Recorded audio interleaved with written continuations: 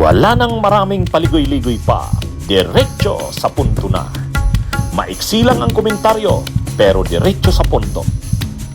Maraming kuro-kuro, may tiwali, may totoo. Dito, sa puntong diretso tayo. Punto, diretso. Mukhang kahit yung mga kasamahan niya sa majority, sa mayorya, mayroong parang willing nang i-give up si Cayetano kahit na sino na lang. Actually, nabasa ko may statement nga, may maiksing statement si Senador Kiko Pangilinan. Nabasa mo ba 'yon? Nagde-decline siya, sabi niya sabi niya ayaw niyang maging Senate President. Ino-offer sa kanya. May tumawag yata sa kanya na ino-offer. Ibig sabihin, mukhang seryoso talagang may mga ibig sabihin yan, hindi na lang yan galing sa yung grupo ng minorya ngayon, yung grupo nila Lacson, nila Soto. Mukhang galing sa grupo rin nila ng majority mismo. Parang anybody na nga, wag lang si Cayetano kasi talagang na-damage yung reputasyon ng Senado. Kung ikaw, attorney, kung ikaw halimbawa ay isang senador at nakita mo yung nangyari nitong nakaraang mga araw, di ba? Nakita mo kung paano ang bilis gumuguho ng Senado. Tapos yung mga namumuno ay puro mga scoundrels.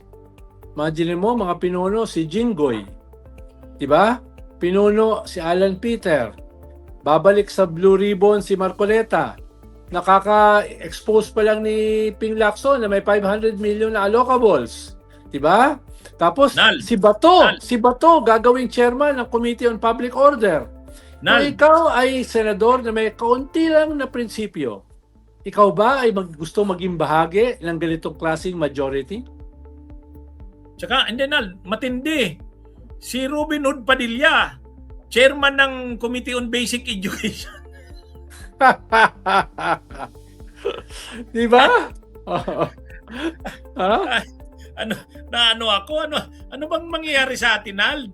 Yung mga diba? pinaghirapan ni Senador Bam Aquino.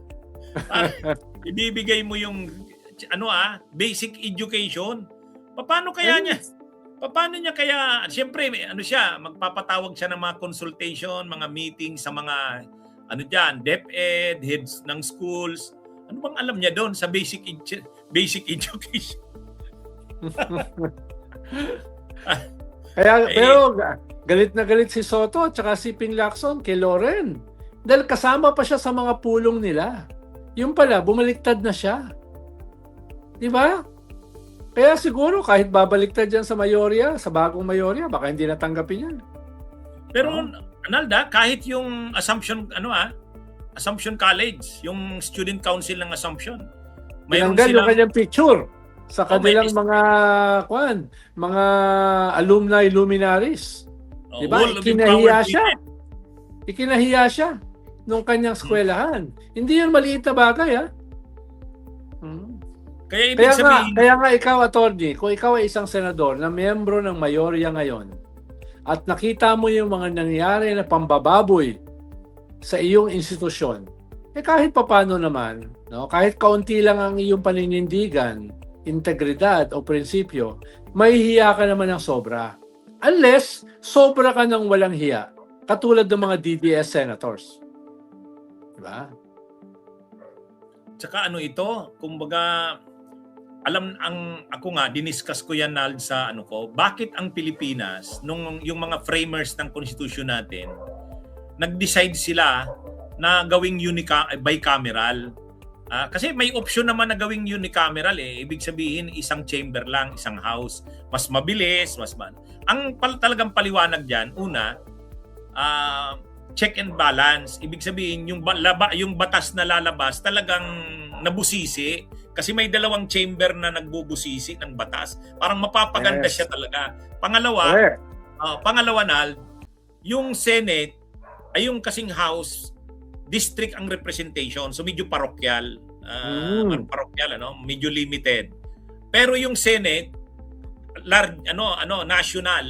national ang kanilang perspective. Kaya tinitingnan mo yung mga batas from the perspective ng mga districts o ng local districts at sa perspective ng national.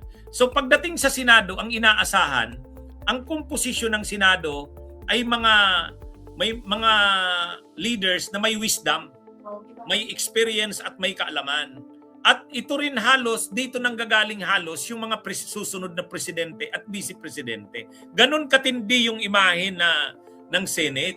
Kaya nga, kahit naman sa Roman, di ba? Sa Roman, system, Senate, pag sinabi mong Roman Senate, yan? Yan yung pinakamataas. Oo, diba? Saka mature, na wise na tao. Mature, na wise na tao. Pero baka okay na rin yung nangyari, attorney, dahil minsan yung mga tao, kailangan talaga yanigin mo eh. Diba? Para magising sa kanilang indifference, sa kanilang apathy.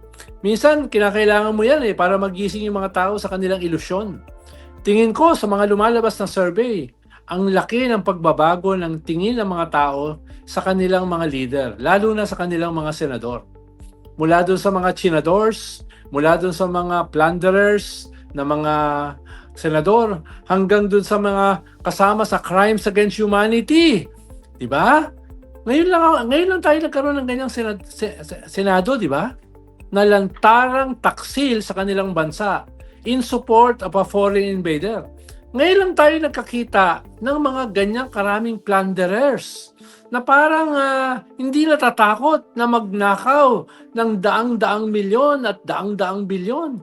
Ngayon lang tayo nakakita ng at least 2 senador na may international warrant dahil sa crimes against humanity, krimen sa sangkatauhan. Sa aking almost 50 years in politics, ngayon lang ako nakakita ng ganyang klaseng kawalanghiyaan, ng ganyang karaming kawatan. Mahiya naman tayo sa ating mga sarili. Diba? Kung hindi tayo mahihiya sa ating mga sarili, mahiya naman tayo sa ating mga anak, sa ating mga apo, sa susunod na henerasyon. Diba? Doon man lang mahiya tayo. No? Doon man lang. Grabe na itong nangyayaring ito. Hindi lang yung institusyon ng Senado ang nakataya rito. Yung ating self-respect ang nakataya rito. Pinagtatawanan tayo ng buong mundo. Naghahabulan na ang tono ay Mission Impossible. Naghahabulan sa stairway. Diba? At nadapa pa. Yung pala, ang humahabol sa kanya, mga staff din niya. Sinerve lang siya ng warrant ng 2 babaeng NBI. Ayun, nagkakaripas na ng takbo. Diba? No? Ang tapang-tapang pa naman. No? Come and get me. Yun ang sabi niya. Binigyan siya ng warrant ng 2 babaeng NBI agents. Tinulak pa niya. At nagkakanda dapa sa pagtakbo. Yung pala, yung mga humahabol sa kanya, yung mga nasa likod niya, mga staff lang pala niya. Hindi naman pala mga NBI yun. Diba? Grabe. At saka bago nagsimula yung putukan, attorney, sineset na nila yung predicate na sila ay lulusubin. Na sila ay, kaya tatawag sila ng rally ng mga supporters nila sa labas ng Senado. Diba? Parang nakadesenyo na eh. Nakadesenyo na yung ambush me. Diba? Nakadesenyo na, sabi pa nga ni Amy, magdedeklara ng martial law ang kanyang kapatid. Ipapapatay daw sila lahat. Diba? Grabe yung drama, diba? Nal, saka sabi ni Amy, nung nag-live si Amy noon, sabi ni Amy, pinapanood ko ngayon sabi niya, grabe, nandito na sila sa loob ng Senado. Ano na yun? Ay, lumalabas, hindi naman pala nakapasok sa Senado yung wala naman pumasok sa Senado. Binabarena yung Senado. Yung pala, ang ginagawa, nilalak yung pintuan para walang makalabas. Ang sinasabi nila, binabarena para makapasok. Diba? At most, meron kang 5 NBI agents na GSIS. Dahil humingi ng tulong yung general manager ng GSIS dahil nakarinig siya na pinapaputukan sila. Kaya humingi siya ng tulong.